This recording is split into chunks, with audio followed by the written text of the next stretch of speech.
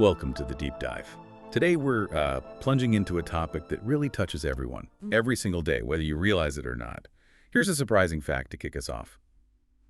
Globally, we waste an astonishing 1.3 billion tons of food every year. Yeah, that's about 1/3 of all the food we produce. 1/3. It's just a staggering figure, and it really highlights how much, well, inefficiency is baked into our global systems. It truly is a monumental challenge, and it's precisely the kind of complex, interconnected problem that, artificial intelligence is uniquely suited to address. Absolutely. So our deep dive today is all about AI's incredible ability to find, interpret, and crucially, act on patterns. We've got a stack of sources here, including a really deep analysis titled AI Patterns, from food supply to global systems.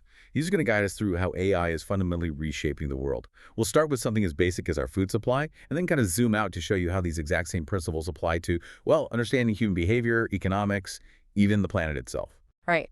Our mission today is really to unpack how AI's pattern recognition capabilities are making agriculture more precise, supply chains way more efficient, and even making our food safer. And ultimately, we want to show you why this isn't just about fancy tech, but really about creating a more resilient and more intelligible future for all of us. Okay, so let's unpack this. We're starting right there on the farm, where AI is really turning centuries of tradition into, well, data-driven science. I mean, for millennia, farming has been this mix of intuition, seasonal cycles. Pass down knowledge. Exactly. Now, AI is sort of augmenting that legacy, bringing this incredible precision and predictive power to optimize yields and manage resources like never before. And what's truly fascinating here is how AI gets that predictive power. It's just ingesting these vast, diverse data sets. Think high-resolution satellite imagery, Sentinel-2 stuff, granular aerial shots from drones, real-time data from IoT sensors in the ground, moisture, temp, nutrients. All of that combined with historical yield records and long-range weather forecasts. It's a real confluence of information. It sounds like it. So what kind of AI models are actually, sifting through this flood of data? Are there specific brains or like toolkits for different data types? Absolutely. Think of it like a specialized toolkit, right? To process this torrent, you see a whole suite of sophisticated machine learning algorithms. Things like random forests and support vector machines, SVMs. They're great for classification and regression tasks, categorizing and predicting. Okay. Then for spatial patterns in images like spotting plant disease from drone footage, convolutional neural networks, CNNs, they're key. And for time series data where the order matters, like weather patterns or crop growth cycles, recurrent neural networks, especially LSTMs, long short-term memory, they're really effective. That sounds incredibly complex on the tech side, but what's the real world payoff for farmers? Can you give us an example of this actionable intelligence actually working? Oh, you bet. Take the partnership between Microsoft and ICRISAT, that's the International Crops Research Institute for the Semi-Arid Tropics. They developed an AI-powered sowing app. It advises Indian farmers on the absolute best time to plant wheat. And the results? Up to a 30% yield increase. 30%? Wow. Yeah, and that's not just a number, that's transformative for people's livelihoods. These advanced models, they can explain up to 92% of crop yield variability. 92%. That's an R-squared value of 0.92.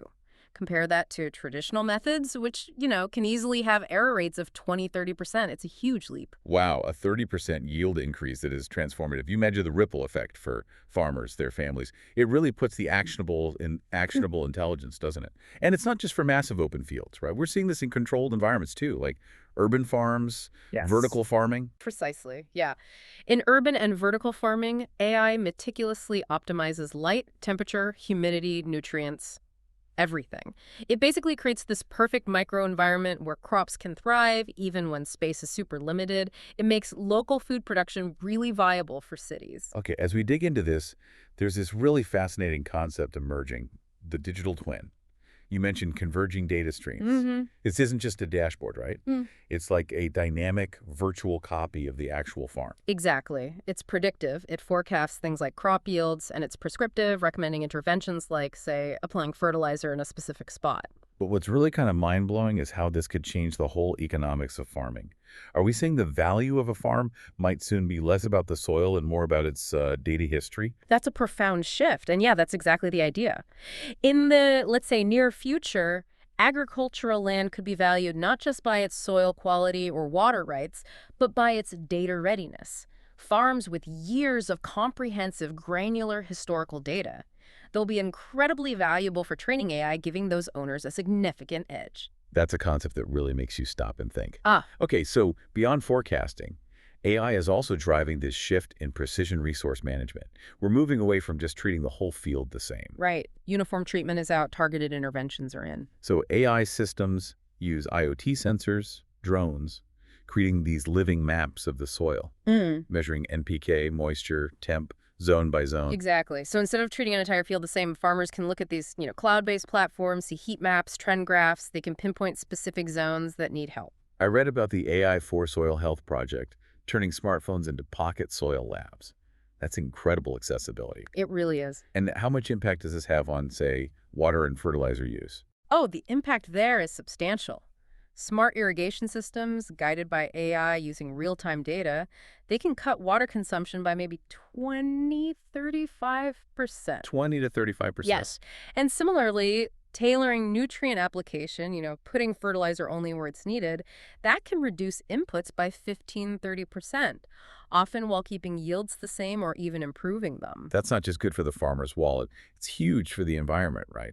Less runoff pollution, fewer emissions. Absolutely. Less nitrous oxide emissions, which is a potent greenhouse gas, and less groundwater pollution from nutrient runoff. And it opens up new potential revenue streams too, doesn't it? Like carbon credits. It does, because Yeah. AI allows farmers to accurately track and quantify this positive environmental impact.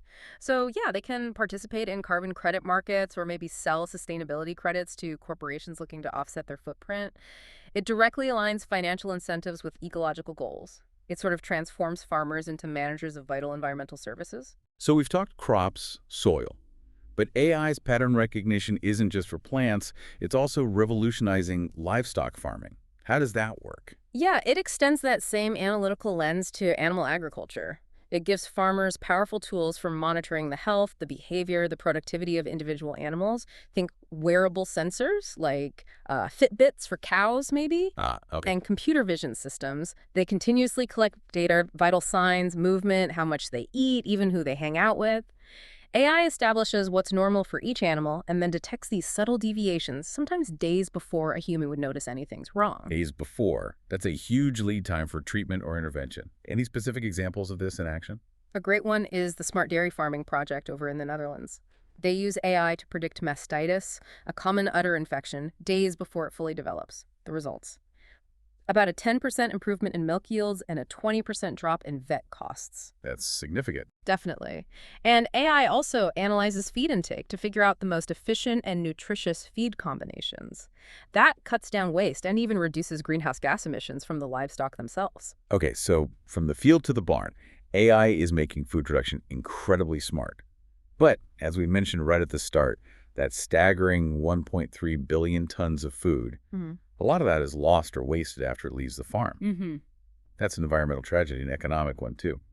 How is AI tackling this huge problem in the supply chain? Yeah, that's where AI really shines. Traditional demand forecasting, it's often imprecise, slow to adapt, leads to costly overstocking or, frustrating stockouts. We've all seen empty shelves or wilted produce. Exactly. AI fundamentally changes this. It moves from reactive guesswork to proactive, multivariable prediction. It analyzes way more than just past sales. It pulls in seasonality, holidays, local events, short-term weather forecasts, even the impact of marketing campaigns. And how granular can these predictions get? Is it really about taking human bias out of it or just processing data faster? Yeah. And what's the actual, measurable impact? Oh, it can get incredibly granular. We're talking predictions down to a specific item, a SKU for a particular store on a specific day. Wow. And yes, it definitely helps eliminate human bias because the algorithms are looking at objective data patterns. The real-world impact is huge. You see major retailers like Walmart using AI to optimize inventory, especially for perishable goods. Kroger reported, I think, a 25% reduction in food waste using AI tools. 25%. Yeah. It's massive. It is. And in the restaurant industry, AI predicts customer traffic, which menu items will be popular, helps reduce spoilage, shortens wait times, boosts profitability. That's a huge win-win for businesses and consumers. But the supply chain itself is just incredibly complex. Yeah. How does AI navigate the pure logistics? Route optimization, keeping the cold chain intact for fresh food? Right. So AI-powered logistics platforms calculate the most efficient delivery routes in real time. They factor in traffic, weather, delivery time windows, even last-minute order changes. This cuts down fuel use, transport costs, and delivery times significantly. And inside the warehouses. There, AI optimizes where products are placed for faster retrieval. It coordinates fleets of autonomous mobile robots for picking and packing orders, increases speed, accuracy, reduces human error. Okay, and for all that fresh produce, meat, dairy, keeping the cold chain unbroken is absolutely critical. A temperature slip means spoilage, safety risks. Absolutely critical. So you have IoT sensors constantly monitoring temperature and humidity inside refrigerated containers, trucks, storage facilities, real-time data feeds. The AI watches this stream, detects any anomaly, a temperature drift, say, and triggers alerts immediately. It helps prevent spoilage and safety issues before they become big problems. So AI helps create these incredibly efficient, just-in-time systems. Yeah. But there's a bit of a paradox there, isn't there? Making things super efficient, reducing all the slack, doesn't that make the system more brittle, more vulnerable to shocks, like, pandemics or geopolitical stuff? That's a really critical point. And yes, the drive for pure efficiency can lead to fragility. The next generation of supply chain AI needs to be programmed not just for optimization, but also for what's called anti-fragility. Anti-fragility. Yeah, it means the AI needs to run what-if simulations. What if there's a port closure? What if a key supplier goes offline? And then it needs to recommend strategic redundancies, things like diversifying suppliers, maybe holding slightly larger backup inventory in key locations, planning alternative transport routes. Even if those aren't the absolute most efficient options under normal conditions, it's about building in resilience. Okay, that makes sense. Building resilience, not just efficiency. Now, we've seen how AI predicts demand, optimizes logistics. But let's focus back on the sheer scale of the waste. Are there specific AI strategies emerging that target waste directly, maybe right where it happens, like in restaurant kitchens? Yes, absolutely. There are companies like LeanPath, Winnow, Kitro. They're putting smart bins in commercial kitchens. These bins have cameras, scales. Smart bins. Yeah. The AI analyzes what gets thrown away, categorizes it, prep waste, spoiled inventory, plate waste, and quantifies it. It reveals patterns. Many places using these systems report cutting their food waste by 50% or even more. That data lets them make informed decisions about portion sizes, menu planning, inventory management. 50%, that's incredible. And in supermarkets. In retail, AI is getting better at predicting the remaining shelf life of products. This allows for dynamic pricing automated markdowns to encourage sales before items expire. And connecting surplus food with people who need it. Exactly. There are platforms like Olio using AI to efficiently match businesses that have surplus food with local community groups or charities. Quick, targeted redistribution. What about at home? That's where a lot of waste happens too. That's the next frontier, really. You can imagine future AI-powered mobile apps, maybe even smart refrigerators that track what you buy, send reminders about use-by dates, suggest recipes using ingredients you already have, trying to shift consumer behavior. It sounds like for all of this to work, data quality is just absolutely paramount. You mentioned companies like Walmart, Kroger. With decades of detailed sales data, they have a huge advantage, A right? massive advantage. It's almost a virtuous cycle. Better data leads to better AI predictions. Which leads to a better customer experience, maybe more sales. Exactly. More sales means more data, which further improves the AI. It feeds itself. But this raises some big long-term questions, doesn't it? About competition, market consolidation, the potential for data monopolies in the food sector. It absolutely does. Those companies with the richest, longest-term data sets, especially if they can correlate their internal data with external factors like weather or local events, they have a powerful edge. It's definitely something to watch in terms of market structure and data ownership down the line. Okay, let's pivot slightly. We've talked efficiency, waste reduction. Let's talk about something even more critical, food safety and quality. Traditional methods, lab testing, inspections, they can be slow, costly, sometimes limited in scope. How is AI stepping in here? Here, AI can act as a proactive, continuous, and incredibly sensitive guardian of public health. It offers alternatives to those slower lab tests. A prime example is detecting mycotoxins, nasty fungal toxins. AI combined with hyperspectral imaging, or HSI. Hyperspectral imaging. Yeah, it captures light across many more wavelengths than our eyes see. It creates an optical footprint for materials.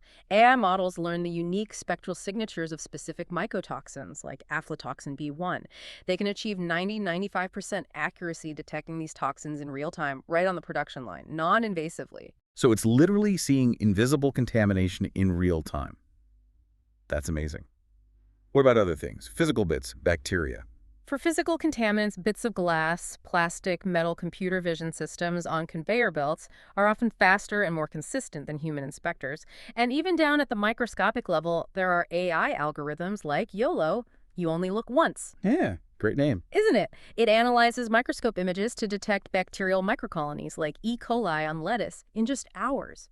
Traditional culturing takes days. Hours versus days. That's a huge difference in preventing potential outbreaks. Massive. And AI can also analyze data from spectroscopy to spot things like undeclared allergens, food adulteration, or excessive pesticide residues. It feels like AI is becoming this ubiquitous sensor layer. In a way, yes. And it also contributes to safety through predictive maintenance. By analyzing sensor data, vibration, temperature from processing equipment, AI can predict when a machine is likely to fail. This prevents breakdowns that could cause contamination and avoids costly product recalls. It's like having microscopic sentinels and maintenance foremen everywhere.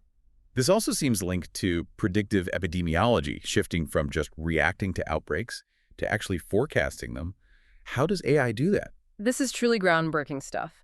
AI is getting really good at detecting early, subtle signals of potential outbreaks from unconventional, often unstructured, public data sources. Like what kind of sources? Think news reports, social media chatter, even patterns in web searches. For instance, the AI platform Blue Dot famously flagged unusual pneumonia cases in Wuhan, China, days before the official WHO announcement about COVID-19. Wow, days ahead.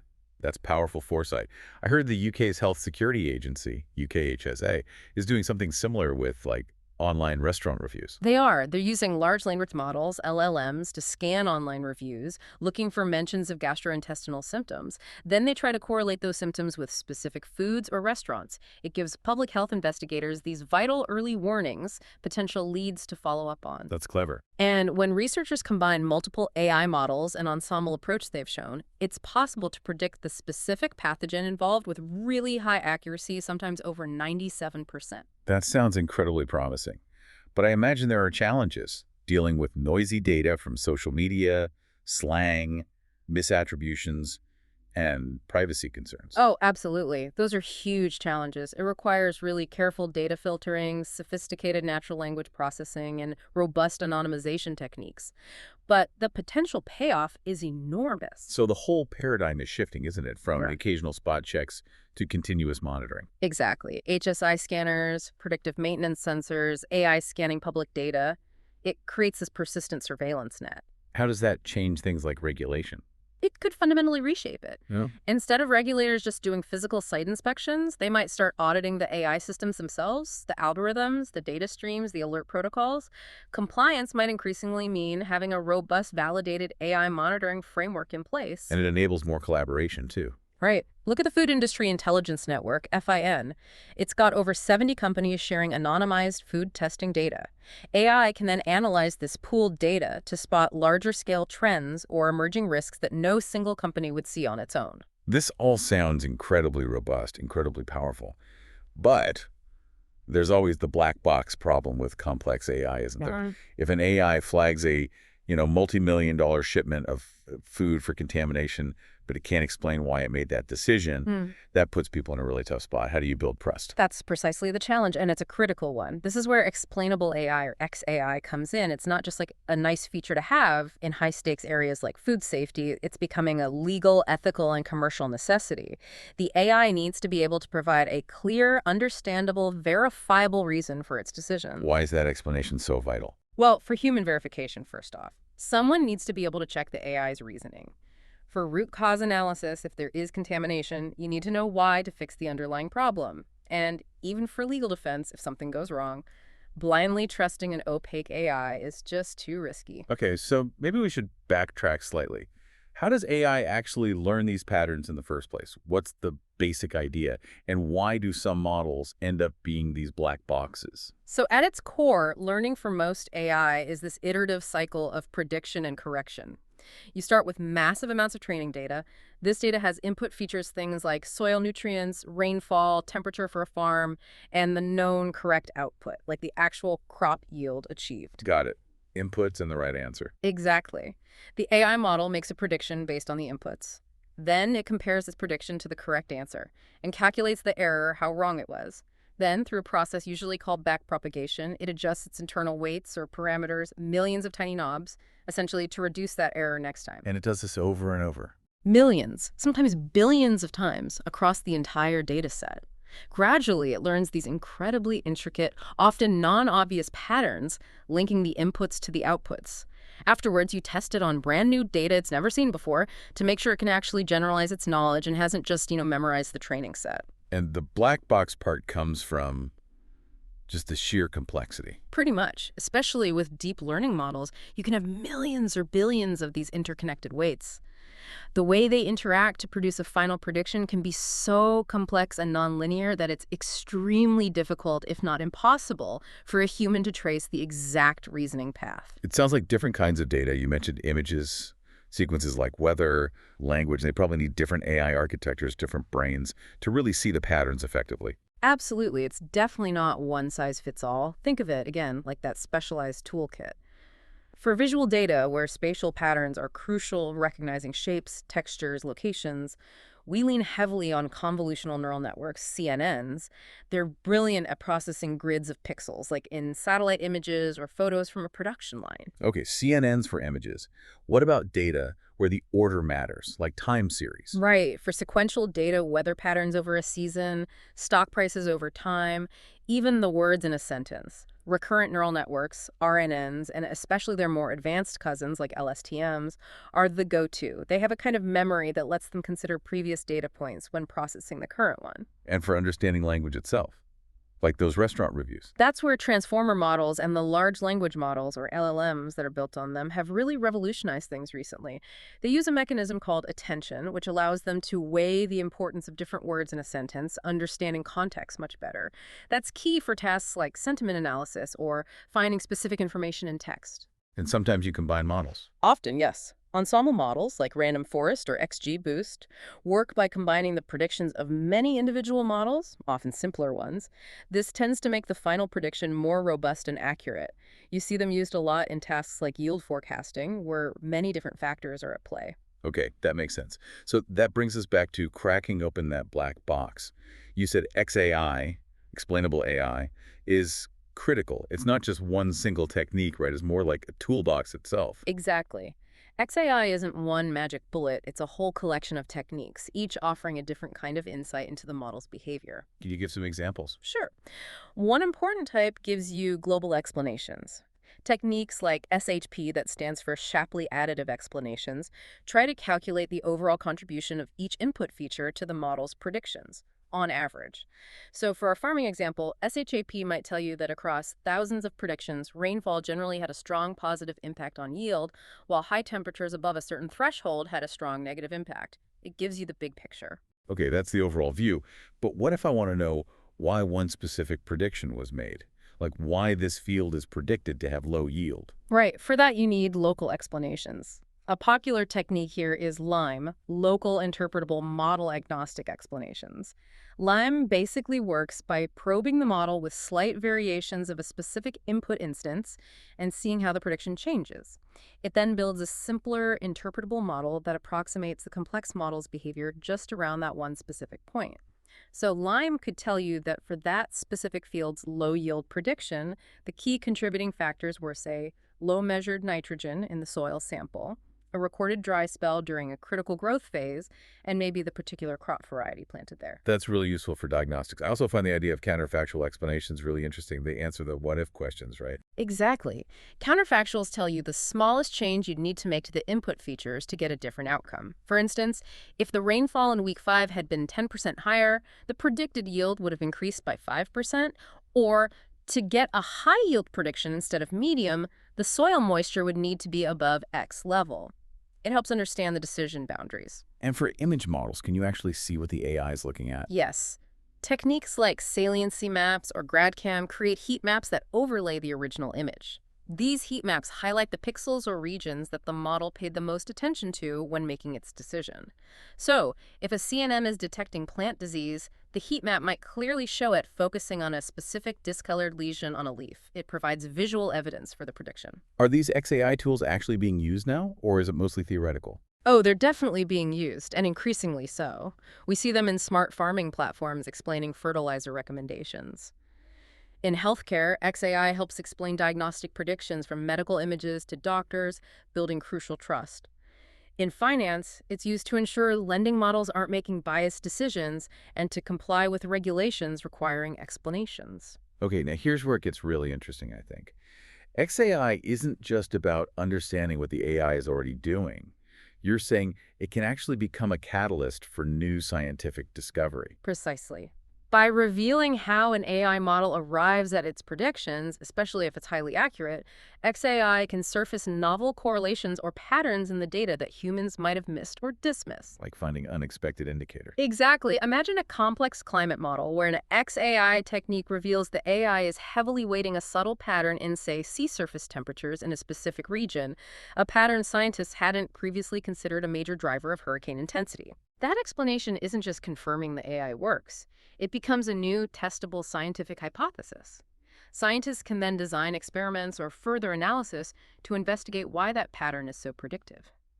AI, through XAI, becomes a collaborative partner in discovery. That flips the script a bit. It's not just AI giving answers, but AI prompting new questions. It creates this powerful feedback loop, accelerating scientific advancement. And this need for transparency is also fundamentally shifting the AI market itself. How so? Well, for a while, the main focus was just on raw predictive accuracy, who can build the most accurate black box. Now, especially in regulated or high-stakes industries, the focus is shifting towards who can build the most accurate and transparent model. So explainability becomes a competitive advantage. Absolutely. There's a strong market pull for AI models that are interpretable by design, or at least readily explainable using XAI tools, even if it sometimes means a tiny trade-off in that last fraction of a percent of accuracy.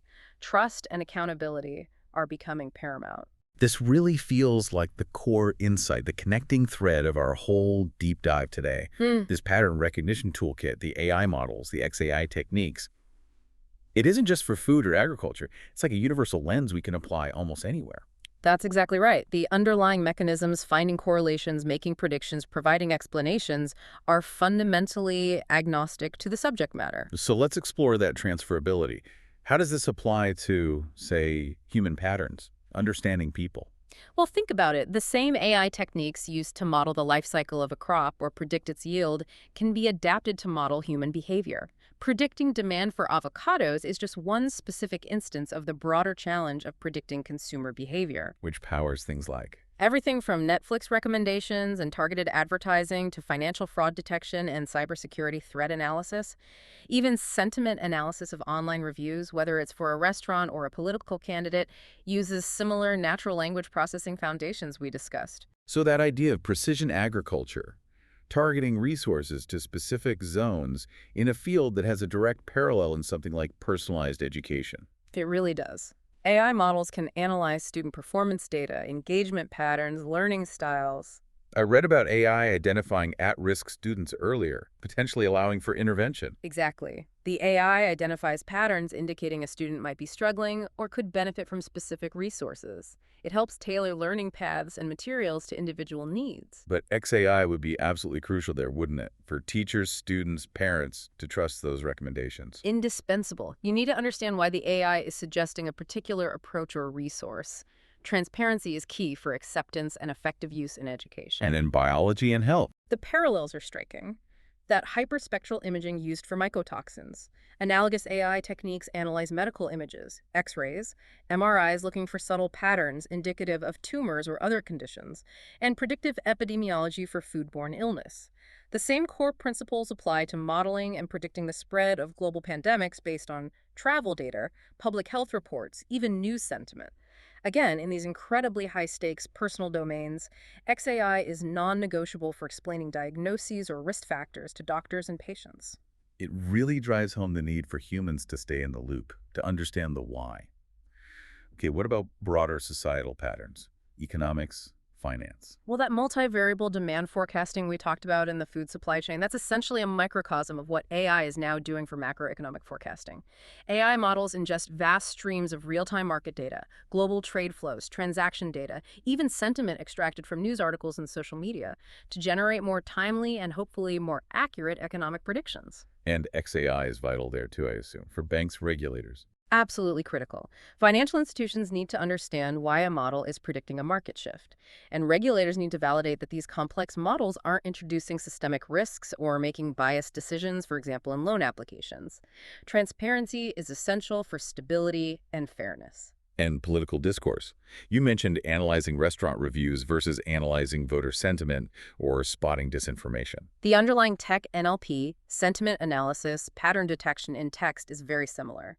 AI can analyze political speeches, track trends in media coverage, gauge public opinion shifts on social media platforms. It's also being used to identify and track the spread of coordinated disinformation campaigns by looking for specific linguistic patterns, network behaviors, or rapid amplification of certain narratives. Okay, turning now to the natural world itself. AI is being applied to some of the largest, most complex systems we know. Climate modeling and weather forecasting. That's a perfect example of this universality. AI isn't necessarily replacing the complex physics-based models used by organizations like NOAA, but it's enhancing them. AI can help identify subtle patterns in historical data that improve forecast accuracy. It can also learn to emulate computationally expensive components of the physics models, allowing for much faster simulations without a significant loss of accuracy. And locally, this translates back to things like Helping farmers with those short-term weather forecasts for optimizing planting times, just like we discussed earlier. and can XAI help in climate science? Definitely. Explainability here is crucial for helping scientists distinguish between patterns caused by natural climate variability and those driven by human-caused climate change. It increases confidence in long-term projections and helps attribute specific events. And ecosystem monitoring, wildlife. You mentioned computer vision for cow health. Same idea for endangered species. Precisely the same core technology. Computer vision algorithms analyze images from camera traps scattered across vast wilderness areas to automatically identify and count different species, monitor their behavior, and assess population health. Spotting tigers instead of cows. Exactly. Or analyzing satellite imagery to track changes in habitat health. Huh. Anomaly detection, similar to predicting equipment failure, can be used to flag unusual activity that might indicate poaching. And XAI helps ecologists understand why an AI model predicts certain species distributions or flags specific environmental factors as critical guiding conservation efforts. So it's clear this pattern recognition stack, the models, the data analysis, the explainability tools, it's this incredibly versatile domain-agnostic toolkit. And breakthroughs in one area, like you said, XAI for medical imaging, can rapidly transfer to enhance something like satellite analysis in agriculture. That accelerates innovation. It really does. The cross-pollination of ideas and techniques across fields is incredibly powerful. It also highlights a kind of common vulnerability, doesn't it? A shared risk across all these applications. It absolutely does. And perhaps the single greatest risk, weaving through all these diverse domains, isn't that the AI will fail to learn patterns. It's that it will succeed perfectly at learning the wrong patterns because it was trained on flawed, incomplete, biased, or unrepresentative data. The classic garbage in, garbage out problem amplified. Exactly. We've seen examples that system meant to identify at-risk students that inadvertently led to inequitable outcomes because the training data reflected existing biases, or financial models for lending that accidentally discover and perpetuate discriminatory patterns hidden in historical data, or political analysis tools that misinterpret sentiment because they weren't trained on diverse enough language samples. So the models themselves might be brilliant pattern finders, but if the patterns in the data are problematic, the AI will just learn those problems. Precisely. It learns what it's shown. So what's the crucial takeaway here? If this risk is so pervasive, I think the most critical work in AI going forward won't just be about building more powerful algorithms or finding more clever architectures. It will be, perhaps even more importantly, in developing and implementing robust data governance practices. data governance, meaning Meaning a relentless, systematic focus on ensuring the data sets used to train these powerful models are as representative, fair, complete, and unbiased as humanly possible. It means actively auditing data sets for potentially harmful patterns before training. It means using XAI not just to explain the model, but to interrogate the underlying data itself, asking why certain correlations exist in the data the model learned from. It's about curating the input as carefully as we design the algorithm. What an incredible journey, this deep dive. Seeing the reach of AI's pattern recognition truly, from the farm to the fork, and then rippling out across human systems, economies, the environment itself, it's clearly a powerful tool for managing complexity, anticipating challenges. It absolutely is. The potential is immense. But as we've discussed throughout, that power comes intertwined with that core paradox. The very complexity that makes these deep learning models so effective often renders them opaque, creating that persistent black box problem. Right. And we have to constantly remember, these AI models are reflections. They mirror the data they're trained on, warts and all, which means that risk of them learning and amplifying problematic patterns from imperfect data, it's always there. So the path forward, it seems, requires this dual commitment. We need to keep pursuing predictive power, keep innovating, but that pursuit has to be inextricably linked with a parallel pursuit of intelligibility, of understanding. Exactly. Explainable AI, XAI, it isn't just a technical feature or a nice to have. It's becoming foundational for building trust, ensuring fairness, and enabling widespread responsible adoption, especially in any system where the stakes are high. So as AI continues to weave itself more deeply, often invisibly, into so many aspects of our lives, from the food that ends up on our table to the news and information we consume online, this deep dive really shows us something crucial. It shows that the real power, and maybe the real responsibility, lies not just in what the AI predicts, but in whether we truly understand why it's making that prediction. So here's a final thought to leave you with. How might your own daily life and the decisions you make every day change if you had full transparency, full explainability for every AI system you interact with? This is DigitView.